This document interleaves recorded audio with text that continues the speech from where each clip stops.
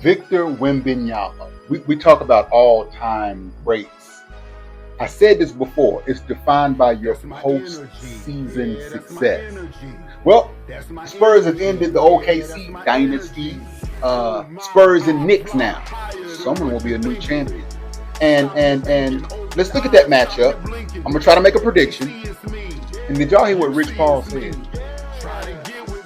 Yes, we know that Scottie Pippen was great, but on the Game Over podcast with Max Kellerman, he said Scottie Pippen was more impactful than Michael Jordan. Let's start the episode, y'all. All that coming up next on this episode of the Coach Cherry Show. I'm ready now, talking right now. Go ahead and go get it. Just tell me how. I think this is the finals that people wanted to see. Well, if we could have got Spurs and Thunder, that's ideal. But they're both in the Western Conference. This is the finals people wanted to see. I feel like the Knicks were truly the best team in the East, and the Spurs are truly the best team in the West. This is an interesting matchup. First of all, let's look at this Spurs OKC. It lived up to the billing. 7 games, and even Game 7 was extremely competitive. Jalen Williams not playing was really big. And that's because, you said, well, the Thunder was still competitive, Coach. They still won some games without Jalen Williams. I know. But it's tough to win without a number 2 scorer. We're going to talk about that later, the importance of a number 2 scorer. Most championship teams have a number 2 scorer. When you don't have that, then you have a collection of other players trying to accumulate those, but that's tough. And see, with SGA, as good as he is, and he's a tough shot maker, if Jalen Williams is out there, that takes some of the pressure. It alleviates some of the load from SGA. But I think without Jalen, it was asking a lot. They were still right there in position to win, though. See, this is why the regular season, you can't get too caught up in the regular season. Why do you say that, Coach Jerry? Because the Spurs beat OKC 4-1. In their regular season series, they played 5 times. Spurs beat them 4-1. And then look what happened in the playoffs. The Spurs got out of there by the skin of their teeth. That thing went 7, and Game 7 was tight. If Jalen Williams plays, Spurs may not win that series.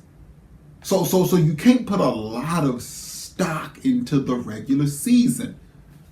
I think the Spurs do a great job. First of all, Mitch Johnson is not getting enough credit, y'all. Head coach for the Spurs, he's not getting enough credit. He's not. And I was saying this earlier in the year when the Spurs were like number 1, number 2 in the West. I was like, y'all watching Mitch Johnson? Well, he's got Victor Wembanyama. Okay. He's only 22 years old. He doesn't have a Victor Wembanyama in his prime. Now, y'all think Wemby is something now. Wait till he's 26, 27, when he's really fit. He hadn't even figured it out yet. You wait till Wemby. No. Mitch Johnson is coaching a young, developing Wemby that's still learning and trying to. You wait till he's 25, 26, 27, or you haven't seen anything yet. When he's going to get stronger, I know it sounds funny to say, when he adds a post game, it's 7-5. He's got to put. Well, he's not. I don't think he's strong enough to secure position on the block yet. But when that young man gets a post game, you really better look out. Mitch Johnson, and then when you look at the other players on the team, I love Stephon Castle's game at UConn. De'Aaron Fox, who I don't know if Sacramento didn't want him. I don't know what the deal was with that. Dylan Harper, a rookie. Champagnie, Vasil, who else? Keldon Johnson, 6th man of the year. Like, Mitch Johnson is taking these aren't all stars. Who? Wemby, who else? And he's coached them up. That Greg Popovich tree. I see you, Popovich. I see Coach Pop at those games. I see you. Prayers up to Coach Pop too. Hope he makes a full recovery. I see you at those practices, Coach Pop, with Tim Duncan. That's a franchise.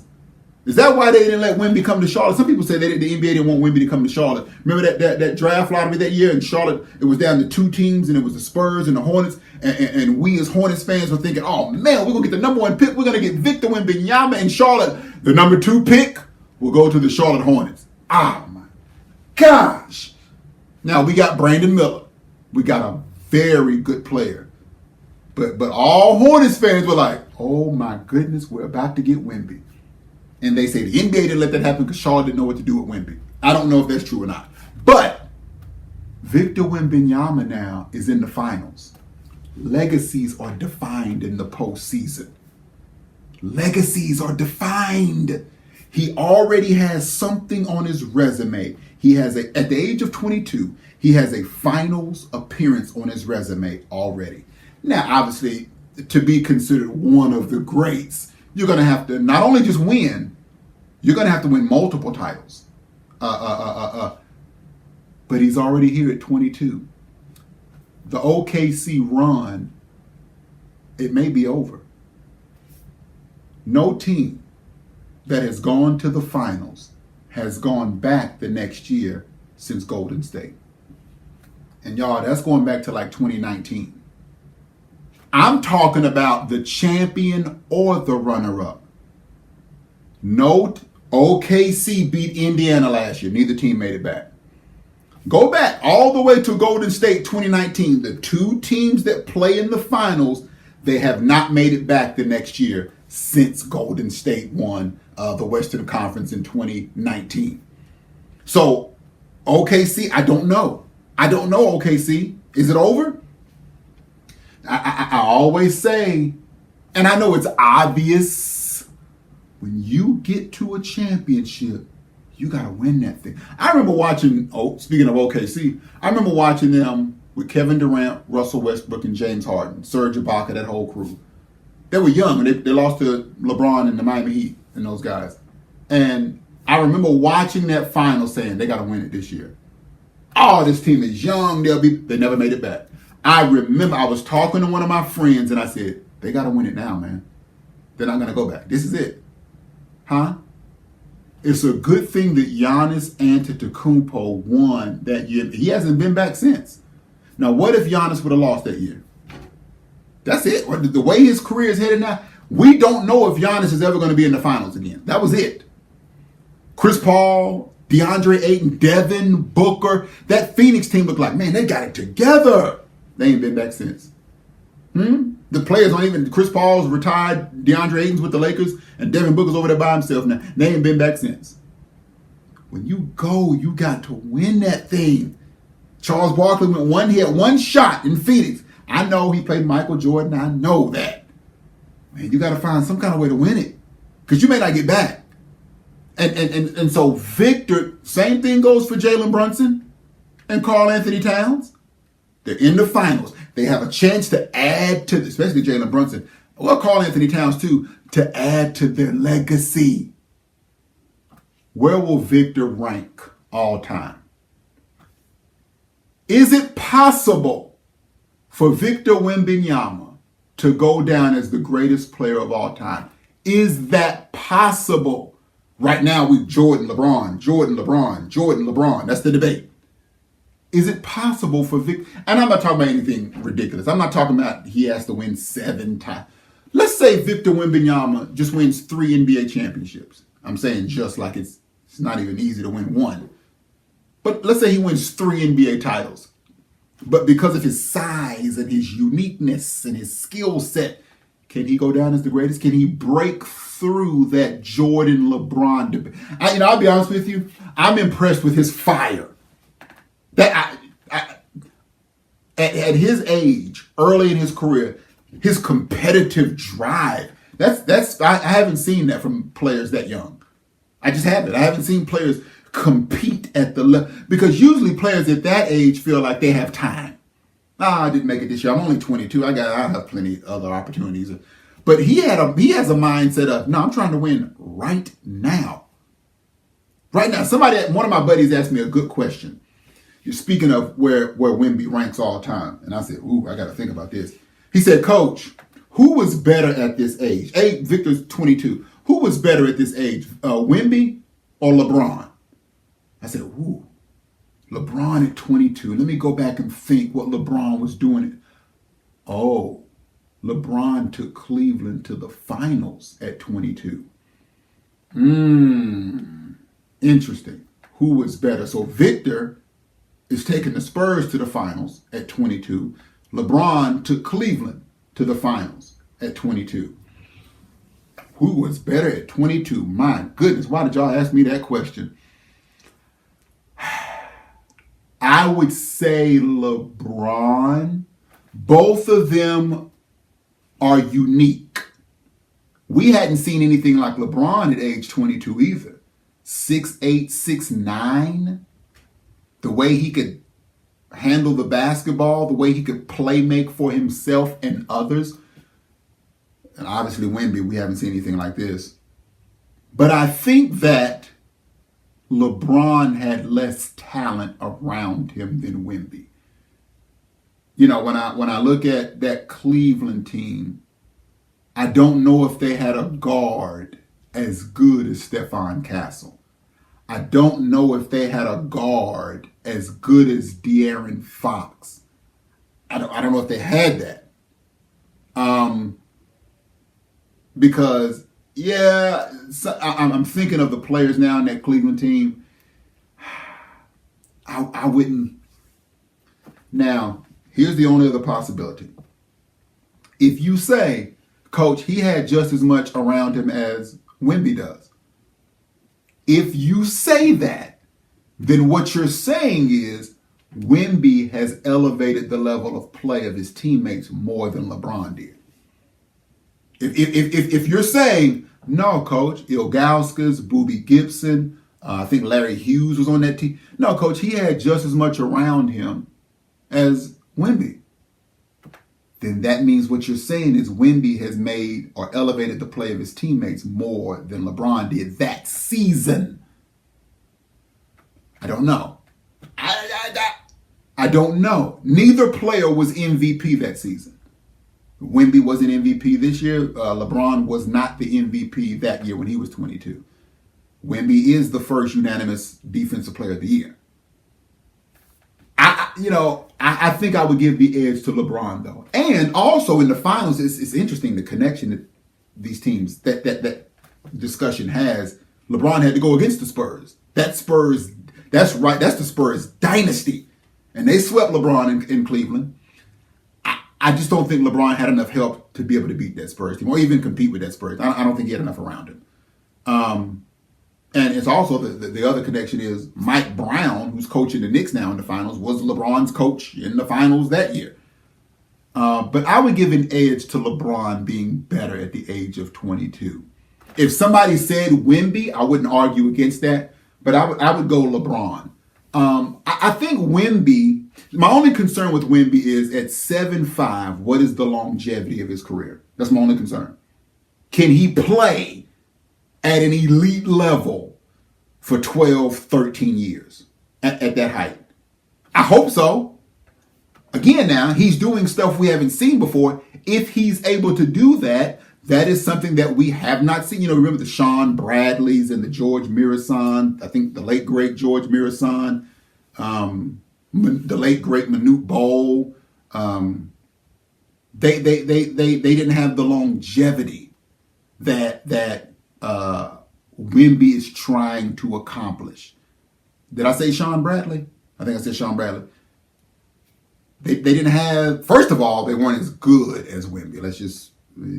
But even at their best, how long were they at their best? I don't think it was 14, 15 years. So Wemby's trying to do something that's never been done. When you look at the Knicks and the Spurs, who are you picking, Coach Jay? Well, in the regular season, they played 3 times. The Knicks beat them twice. And both of those wins were by double digits. And the one game the Spurs did win, they only won by 2. The Knicks almost swept them in the regular season. Now, I just said earlier, don't put too much stock in the regular season because the Spurs beat the Thunder 4-1. But then they tipped out in this playoff series and went to Game 7. What I'm curious to see is how is New York going to attack San Antonio offensively. Because Jalen Brunson is the guy for New York. We know that. Smaller guard, but bullish, strong, plays a little physical basketball. But the Spurs have multiple guards that are really good defenders that they can throw at Brunson. They can put Stephon Castle. They can put Dylan Harper, De'Aaron Fox. They got Keldon Johnson. They got several defenders they can throw at Jalen Brunson. So Jalen Brunson, who already works extremely hard for his offense, he's gonna have to work. He's gonna have to work. I'm just telling you that now. He's gonna have to work. But then if he gets past those guards, you got Wemby, the defensive player of the year, sitting right there to protect the rim. I don't know. It may be tough. It may be tough for Brunson to. And San Antonio has home court advantage too. Now, Mike Brown made a wonderful adjustment, and y'all know I was saying this for a while. He started running the offense through Karl Anthony Towns. What I'm curious to see now is Karl Anthony Towns is going to be defended by the Defensive Player of the Year. If Karl Anthony Towns can't initiate and run the offense to the same level that he was in the previous series, what does Mike Brown have in his back pocket? What does Mike Brown have in his? He's going to have something in his back pocket, and I would have a couple of things in my back pocket. Game 1, we're going to come out and play the way that we've been playing. What have they won? 10, 11 straight playoff games? Something ridiculous. They swept their last 2 opponents. I think they've won 11 straight playoff games. I'm not changing anything right now. No, we won our last 11 games. But if we get out there in game 1, and the question is how long? Do you give it a quarter? If you're running your offense through Karl Anthony Towns and Wemby is taking that away, do you switch it after 1 quarter? Do you switch it after 1 half? Do you play the entire game and see, now we're going to figure this out and then make an adjustment after game 1? How long? But he needs to have a couple of things in his back pocket just in case they can't run that thing through Karl Anthony Towns. But if I had to make a prediction, this is tough, y'all. Both teams are tough. When I watch both teams, I get a toughness from both teams. This is tough. I am going to say Spurs 4-2. A big part of it is because they have home court advantage. I'm going to say Spurs 4-2. Speaking of championships, Rich Paul was on the Game Over podcast. I think he and Max Kellerman have a podcast together, Game Over. And Gilbert Arenas was on there. And Gilbert Arenas was talking about championships and saying that everybody's championships aren't the same. He said Scotty's championships are not the same as Mike's because Mike was the guy. And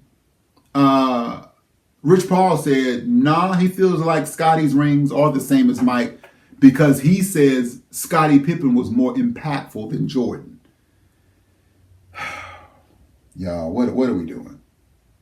What are we doing? Scottie Pippen was more impactful than Michael Jordan. Now, Rich Paul, it would be better to just say, you think LeBron James is the greatest player ever. That's a statement that you can try to argue it and you can come up with a good case for it, but that's a stronger statement just to say LeBron is the greatest.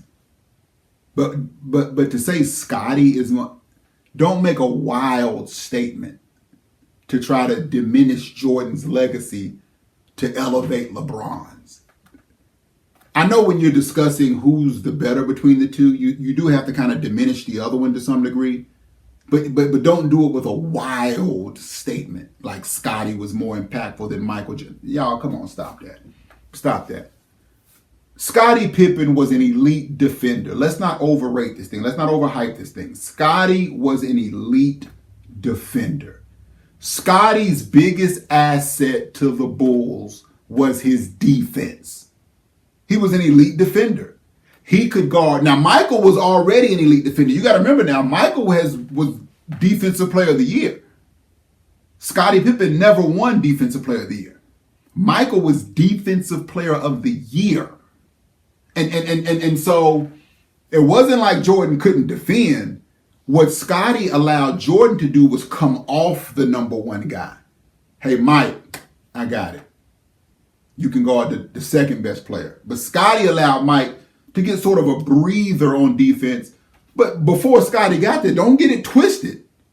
Mike was guarding the best player on the other team and still averaging over 30. So it wasn't like he couldn't do it.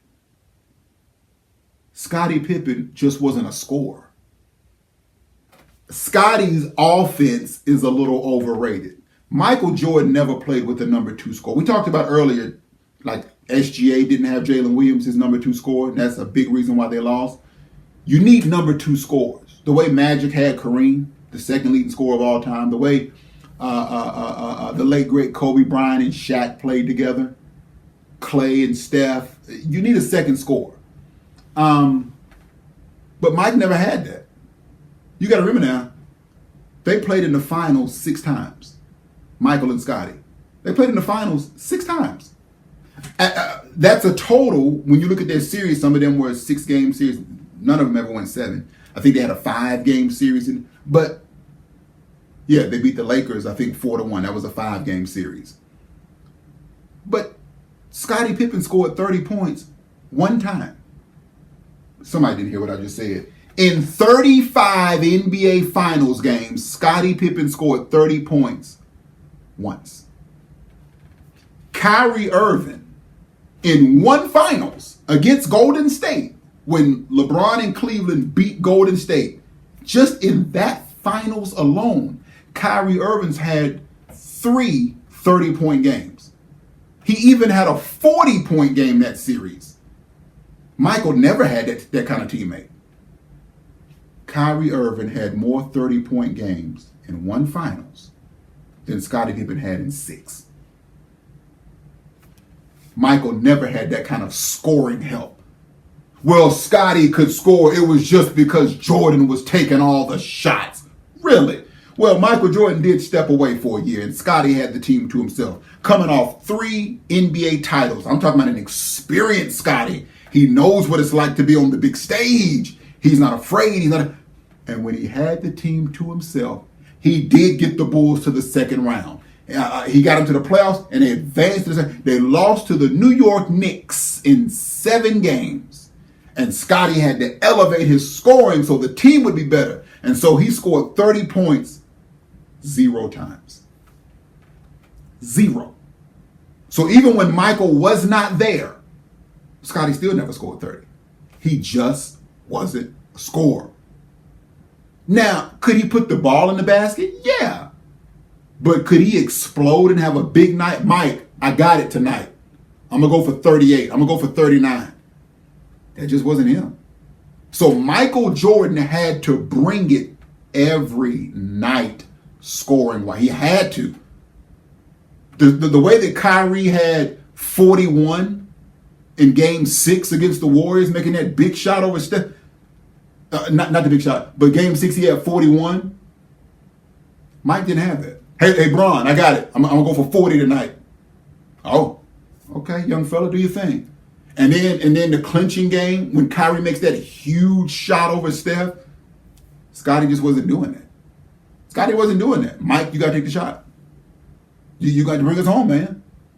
And so when you say that Pippen had more of an impact than Jordan, it's like, come on, man, what are we saying? Well, he was a facilitator, coach. He was the point forward. Oh, okay, well, let's look at that. Because just because you bring the ball up the floor doesn't mean you're a facilitator. That just means you're bringing the ball up the floor. In the 35 finals, let me back up. When they played Utah in 97, the first time, Scottie averaged less than 4 assists a game. You facilitate what? I said he averaged less than 4 assists per game. And the second time they played Utah in 98, finals again, Scottie averaged less than 5 assists. Scottie Pippen, in those 2 finals, never averaged 5 assists. Facilitate what? As a matter of fact, we know they played 35 NBA Finals games together. Scottie Pippen in those 35 finals averaged 5.9 assists. That's not terrible.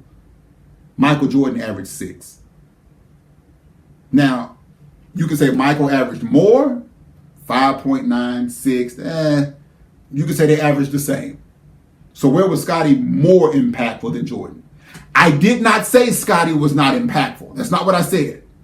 I'm asking the question, where was he more impactful than Jordan? Because Jordan is scoring more points and dishing out the same number of assists. So how are you more impactful than him? No. Just say you feel like LeBron James is the greatest. That's a stronger statement. But to say that Scottie had more of it, no. You don't know. No, come on, Rich Paul. You know the game better than that. You know the game better than that. But these finals, Knicks and Spurs is going to be interesting. I'm going with the Spurs 4-2. Yeah, I'm going 4-2 for Spurs.